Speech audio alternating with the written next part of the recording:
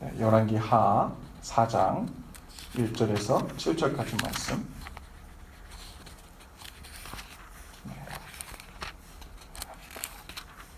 저 여러분이 한 목소리로 함께 읽겠습니다. 시작. 선지자의 제자들의 아내 중에 한 여인이 엘리사에게 부르짖어 이르되 당신의 종 나의 남편이 이미 죽었는데 당신의 종이 여호와를 경외한 줄은 당신이 아시는 바니이다. 이제 빚준 사람이 와서 나의 두 아이를 데려가 그의 종을 삼고자 하나이다 하니 엘리사가 그에게 이르되 내가 너를 위하여 어떻게 하랴? 내 집에 무엇이 있는지 내게 말하라. 그가 이르되 계집종의 집에 기름 한 그릇 외에는 아무것도 없나이다 하니 이르되 너는 밖에 나가서 모든 이웃에게 그릇을 빌리라. 빈 그릇을 빌리되 조금 빌리지 말고 너는 내 두 아들과 함께 들어가서 문을 닫고 그 모든 그릇에 기름을 부어서 차는 대로 옮겨 놓으라 하니라. 물러가서 그의 두 아들과 함께 문을 닫은 후에 그들은 그릇을 그들에게로 가져오고 그는 부었더니 그릇에 다 찬지라. 여인이 아들에게 이르되 또 그릇을 내게로 가져오라 하니 아들이 이르되 다른 그릇이 없나이다 하니 기름이 곧 그쳤더라. 그 여인이 하나님의 사람에게 나아가서 말하되 그가 이르되 너는 가서 기름을 팔아 빚을 갚고 남은 것으로 너와 내 두 아들이 생활하라 하였더라. 아멘.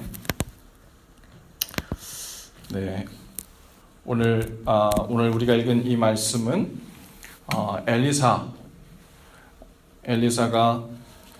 엘리사의 아마 신학생쯤으로 봐야 될 것 같아요. 선지자 학교가 그 당시에서도 어느 형태로 존재했는지 모르겠지만 그 선지자 생도가 있었습니다. 그런데 그 생도가 어떤 이유로든 일찍 죽게 되었습니다. 그리고 그의 아내와 두 아들이 이제 남편 없이 아비 없이 이제 삶을 살아가게 되는 막막한 지경에 이르게 됐죠.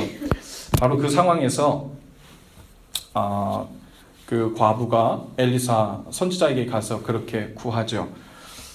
내 남편을 잘 아실 것입니다. 우리 본문에서도 우리가 나타나듯이 이 죽은 이 생도는 엘리사와 아주 잘 아는 사이였던 것 같아요. 그리고 어느 정도 잘 아는 사이였냐면 엘리사도 당신도 내 남편이 얼마나 하나님 앞에서 신실하게 살았는지 잘 아실 것입니다. 그런데 그럼에도 불구하고 제 남편이 일찍 죽었습니다. 제가 과부가 되었고 두 아들은 아비 없는 자가 되어서 참으로 힘든 생활을 하고 있습니다. 먹고 살기도 힘든데 이제 먹을 것이 다 떨어져서 남은 빚을 갚을 돈도 없어서 빚을 진 사람이 와서 두 아들을 종으로 데려가려고 합니다. 이 처참한 지경을 어떻게 해야 되겠습니까? 하고 엘리사 선지자에게 와서 묻는 겁니다. 근데 오늘 본문 말씀에는 자세한 그 뉘앙스가 나타나지 않지만 여러 가지 상황과 정황으로 고려해 볼 때 아마도 이 과부의 마음에 좀 따지고 싶은 마음도 있었을 것 같아요. 당신을 따라서 여호와 하나님을 그렇게 잘 섬겼는데, 그리고 이 시대에는요 상황적으로 이세벨이 다스리던 시대입니다. 그러니까 이 당시에 이세벨이 들여온 그 아세라와 바알을 섬기는 선지자들은 엄청나게 대우받고 하나님을 섬기던 이 선지자들 그리고 그 생도들은 아주 조직적으로 아주 피폐한 생활을 살도록, 그리고 빚을 지지 않고는 생계를 이어갈 수 없는 그 사회적 구조 속에 살고 있었던 거죠. 이 가족이 특별히 낭비를 많이 하고 사치 생활을 해서 빚을 진 것이 아니라 그냥 안 굶어 죽고 살려고 했는데 빚을 지게 된 겁니다. 그런데 그 상황 속에서도 하나님께서 하나님을 잘 믿고 섬기고 그 마음을 놓지 않으려고 잘 살아봤는데 빚만 진 상태에서 남편이 죽은 거예요. 그리고 이 두 아들은 이제 종이 될 위기에 놓이게 되고, 그리고 죄송한데 요 옆에 널서리에 가면은 삐소리 나는 데 가면요 그 사운드라고 써 있는 데가 있어요. 그걸 누르시면 꺼집니다. 가끔 이 기계가 오작동하거든요. 그런 상황이에요. 그런 상황에서 어쩌면 이 과부는 마음속에 억울한 마음, 아니 내 남편은 다른 사람도 아니고 주의 길 가겠다고 엘리사를 따라 그 선지자의 길을 가겠다고 배우는 생도가 아니었습니까? 더군다나 이 이세벨의 통치하에서 믿음을 저버리지 않고 나중에 그 바알에게 무릎 꿇지 아니한 그 7,000명 중에 한 명이었을 거라고요. 하나님, 그런 사람인데 어떻게 우리에게 이런 어려움을 당합니까? 종이 될 위기에 놓였고, 그리고 과부가 되어서 당시에는 남편 없이 사회적 진출도 할 수 없는데 딱 굶어 죽게 생긴 거예요. 어쩌면 엘리사 선지자에게 와서 내 사정을 좀 들어보고 좀 도와달라고 그렇게 구하는 마음도 있었겠지만, 한편 마음에는 도대체 이 상황을 어떻게 해석해야 됩니까? 이 상황에서 도대체 내가 주님께 어떻게 기도해야 됩니까? 라는 답답한 심정으로 왔을 것 같아요. 그런데 엘리사가 이 과부와 두 아들을 이제 도와주려고 해요. 근데 그 도와주는 그 상황에서 과부에게 이렇게 묻지요. 내가 너에게 무엇을 해주랴? 네가 무엇을 갖고 있느냐? 그렇게 했더니 이 과부가 하는 얘기가 뭐냐면, 이 계집종의 집에 기름 한 그릇 외에는 아무것도 없나이다. 이렇게 대답합니다. 오늘 그냥 읽을 때는 잘 모르지만 이 말한 이 뉘앙스로 봤을 때 여러분, 어디에 강조점이 있었을까요? 이 한 그릇 외에는 아무것도 없나이다. 이 문장 속에서 어디에 강조점을 두고 큰 소리로 얘기했을까요? 아무것도 없나이다. 한 그릇 외에는 아무것도 없나이다. 아무것도 없다고요. 이렇게 하고서 지금 내가 뭘 도와주냐 그랬더니 기름 한 그릇밖에 아무것도 없다고요. 뭐 그걸 질문이라고 묻냐고요. 아니, 내가 내 힘으로 생계를 유지할 만한 무언가가 있으면 왔겠습니까? 도저히 방법이 없으니까 왔을 텐데 뭘 있냐고 자꾸 물어봐요. 아무것도 없어요. 기름 한 그릇밖에 없어요.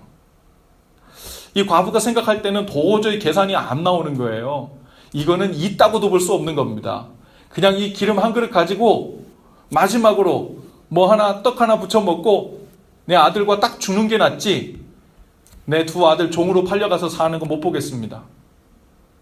종으로 팔아놓고서는 나는 어미가 돼가지고 어떻게 이 삶을 살아가야 된단 말입니까? 답답한 마음, 그리고 아주 통곡하는 심정으로 아마 엘리사에게 그렇게 얘기했던 것 같아요. 기름 한 그릇 외에는 아무것도 없습니다. 도저히 계산이 안 나오는 상황이죠. 그런데 이 엘리사가 그냥 도와줄 수도 있는데, 그렇죠? 상황을 다 알 거라고요. 엘리사가 몰라서 그러는 게 아니에요. 아마 엘리사가 이 과부에게 내가 예를 들어 너네 집 뒷곁에 가면 항아리가 땅속에 하나 묻혀져 있을 것인데 그것을 파서 그 안을 보면 금은 보화가 잔뜩 들어있단다. 이렇게 얘기할 수도 있을 텐데 자꾸 뭐가 있냐고 물어보고, 그리고 그가 가지고 있었던, 그 과부가 생각할 때는 거의 없는 것과 다름없었던, 생계를 유지하는 것과는 아무 가능성도 없어 보이는, 가능성이 거의 0에 희박한 그 기름을 언급했을 뿐인데, 이 엘리사 선지자는 바로 거기에 주목합니다. 내가 널 도와주고 너에게 생계의 길, 즉 살 길을 열어줄 텐데 그 길은 하늘에서 뚝 너의 담장 밖에 떨어지는 것이 아니라 네가 가지고 있는, 네가 아무것도 없다고 생각한, 도저히 소망이 없다고 한 네 삶의 구체적인 그 자리에서부터 살 길이 열릴 것이다.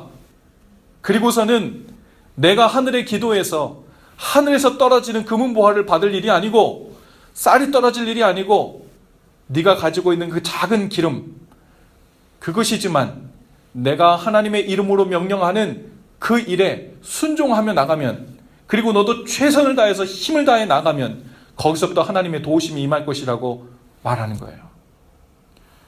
그리고 구체적으로 이렇게 명합니다. 너는 이제 이웃들에게 가서 그릇을 빌릴 수 있을 만큼 많이 빌리라는 거예요.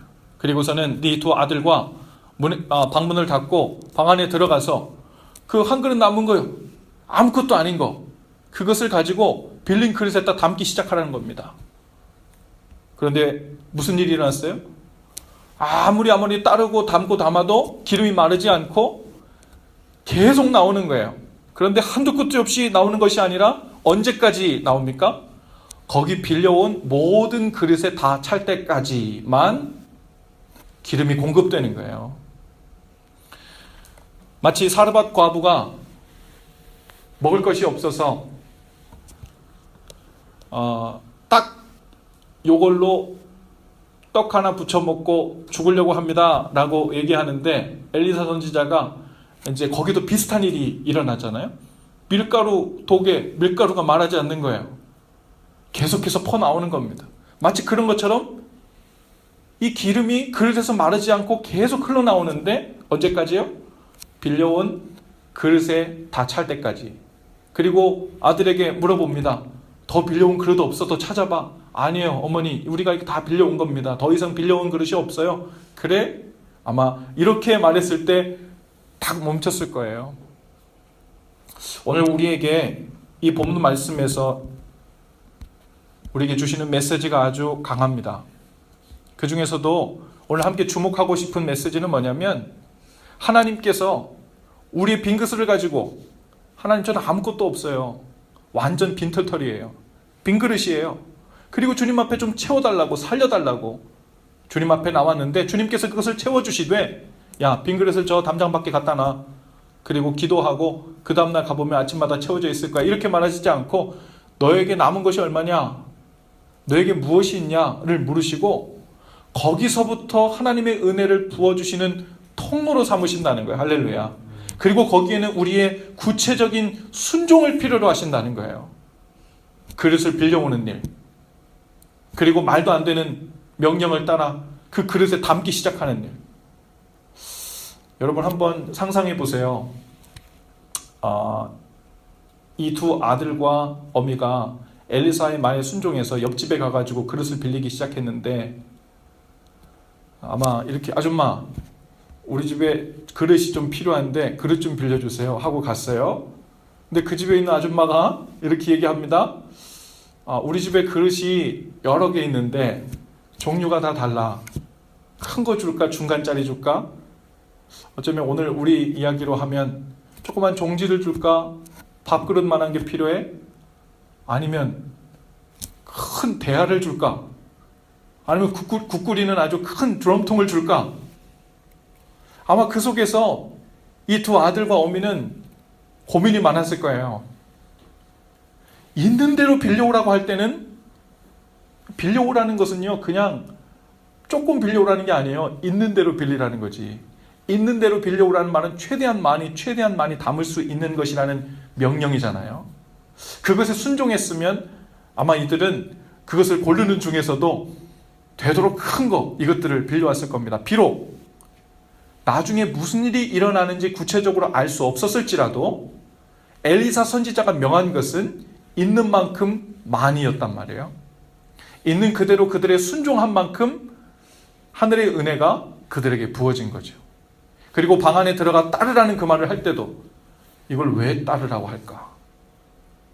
이 조그만 한 그릇 남아있는 기름을 여기 이 많은 그릇들 중에 뭐 비슷한 크기의 저기다 따르라는 걸까? 그들이 그 중에서 제일 먼저 따르기 시작한 그릇은 어느 크기의 그릇이었을까? 엘리사 선지자는 하나님의 은혜가 물론 너에게 임할 텐데, 그 은혜가 임하는 통로는 너의 믿음과 순종과, 그리고 너희가 가진, 네 입에서는 아무것도 없다고 말하지만 사실은 아무것도 아닌 게 아닌 너가 가진 그 작은 기름의 줄기를 따라 하나님의 은혜가 계속 부어질 것이라는 거죠.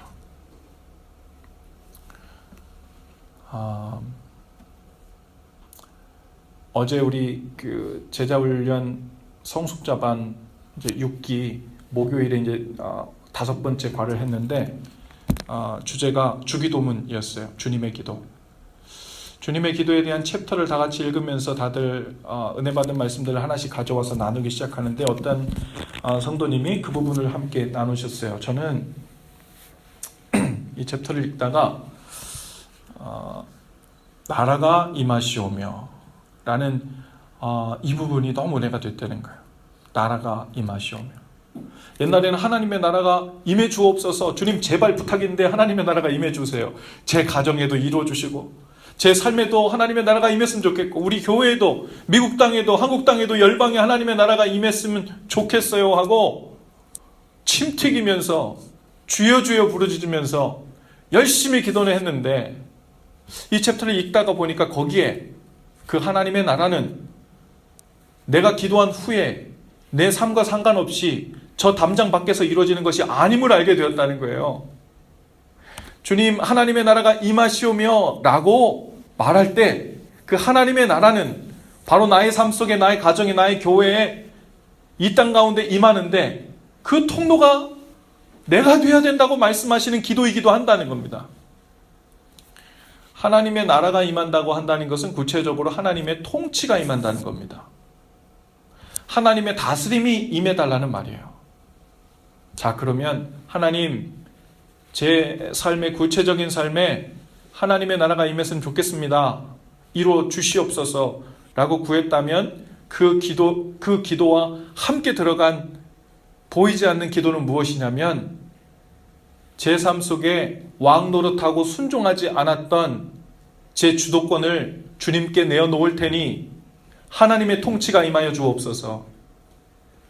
주님께서 왕 되어 말씀하시는 것에 순종함으로 반응할 테니 하나님의 나라가 다스림이 그곳에 임해 주옵소서. 우리가 입술로 주님 앞에 하나님의 나라를 구하지만 내 삶 속에 주도권과 내가 왕 되어 살고 내가 주인 되어 사는 그것이 포기되지 않고 순종으로 반응되지 않으면 뜬구름 잡는 기도가 되는 거예요. 내 삶과는 아무 상관없이 나는 내가 주도권 잡고 내가 하고 싶은 대로 내가 왕이 되어 살고 있는데 하나님의 나라는 언제 임하는 것입니까? 그 대단한 영광은 언제 오는 것입니까? 라고 침튀겨서 주님 앞에 구한다면 그것은 도대체 이 기도가 무엇인지도 모르고 구하는 것과 같다는 거죠. 오늘 여러분의 삶 속에도 하나님의 나라가 임하게 되길 바랍니다. 여러분의 가정에, 이 교회에 하나님의 나라가 임하게 되시기를 바랍니다. 우리가 아멘 하면서 주님 앞에 나아갈 때 우리 첫 번째 반응은 바로 이 과부처럼 주신 말씀에 순종함으로 나의 왕권을, 나의 주도권을, 나의 생각을 내려놓는 일, 그리고 그 내려놓고 내어준 만큼 하나님의 통치와 다스리심이 임해서 하나님 나라가 임한다는 거예요. 여러분, 기도응답은 나와 상관없는 영역에서 뚝 떨어지는 것 아니라는 거예요. 오늘 주님 앞에 여러분 여러 가지 삶의 빈 그릇을 가지고 답답한 심정으로 주님 앞에 나오신 분들이 있을 것입니다. 주님, 아시는 것처럼 제가 이 문제를 두고 주님 앞에 계속 기도했는데 가능성이 안 보여요. 기름 한 그릇밖에 안 남았어요. 이것 가지고는 아무것도 할 수 없어요. 아무것도 없는 거랑 마찬가지예요. 살려주세요. 내가 낙심에, 절망에, 고통에, 죄에 종노릇하지 않고 자유함으로 하나님의 백성으로 계속해서 살 수 있도록 살려주세요 하고 주님 앞에 나옵니다. 그런데 주님, 제가 가진 것, 내 삶 속에서는 가능성 없는 것 투성이밖에 없습니다. 하나님의 나라하고는 상관없는, 하나님의 대단한 일이 일어나는 것하고는, 그것을 이루는 재료로 사용되기에는 너무나도 말도 안 되는 것들만 제 삶 속에 있습니다. 그러니 제 손을 떠나서 하나님의 높은 영광이 하늘에서 번개가 내려치듯 제 삶 속에 이루어주세요 라고 주님 앞에 구할 줄 몰라요. 그런데 오늘 어쩌면 성령님께서 우리 각 사람 심령에 말씀하시는 것은, 그래, 내가 살 길을 열어주지, 성령의 기름을 내 삶 가운데 풍성히 부어주지, 생기를 부어주지, 하지만 그 시작점은 네가 가지고 있는 상처라 여기고 문제라 여기고 가능성 없다 여기고 이건 아무것도 없는 것과 매 한 가지라고 여겼던, 소망이 전혀 없었다고 생각한 바로 거기서부터 출발한다. 거기서부터 내게 순종해라. 거기서부터 내게 내놓아라. 그것을 가지고서도 하나님께서 놀라운 하나님의 역사를 만드실 것을 믿음으로 나와라. 그러면 그 기름 줄기를 타고 하나님의 은혜가, 그리고 하나님을 바라보는 것만큼 임할 것이다. 오늘 여러분, 그릇을 빌려온다는 것이 무슨 의미일까요? 믿음으로 그릇을 준비한다는 게 무슨 의미겠어요? 지금 내 눈앞에는 가능성으로 볼 때는 아무것도 보이지 않는 상황이에요. 한 그릇 남은 그 기름을 따르면 계속해서 기름이 이어질 것이라는 어떤 담보도 없고 그런 말씀을 주신 일도 없고 가능성이 보이지 않는 상황이에요. 그런데 순종하라 명하신 명령만 먼저 주신 말씀입니다. 그것에 순종하며 그릇을 준비한다는 것. 그릇이 준비된 만큼만 기름이 계속해서 나오고 그 후에 멈추게 되었다는 것. 여러분, 이 그릇을 준비한다는 것은 하나님을 믿음으로 어떤 상황 가운데서도 놓치지 않고 계속해서 바라보는 것을 의미합니다. 할렐루야. 도저히 상황이 말이 아니어도 계속해서 주님을 바라보는 거예요. 그것이 끊이지 않도록 그릇을 줄을 세워 준비하는 일과 똑같은 거예요. 그리고 믿음의 눈을 들어 주님을 바라보는 만큼 바라보고 있는 한 하나님께서 우리에게 부어주시는 성령의 기름, 힘을 공급해 주시고 능력을 공급해 주시고 은혜를 공급해 주시는 그것은 떨어지지 않는다는 겁니다. 그릇을 다 채운 후에 이 과부의 안방에서 일어났던 기름이 딱 멈춰진 사건, 여러분, 이것은 우리 신앙생활로 보면 하나님을 바라보다가 더 이상 바라보지 않는 상태로 넘어가는 때를 의미해요. 그렇게 되면 하나님의 은혜가 끊기기 시작해요. 멈추기 시작합니다. 주님이 우리에게 대단한 어떤 것을 원하시는 게 아니에요. 하나님을 바라보는 일, 그 그릇을 계속해서 믿음의 그릇을 준비하는 일.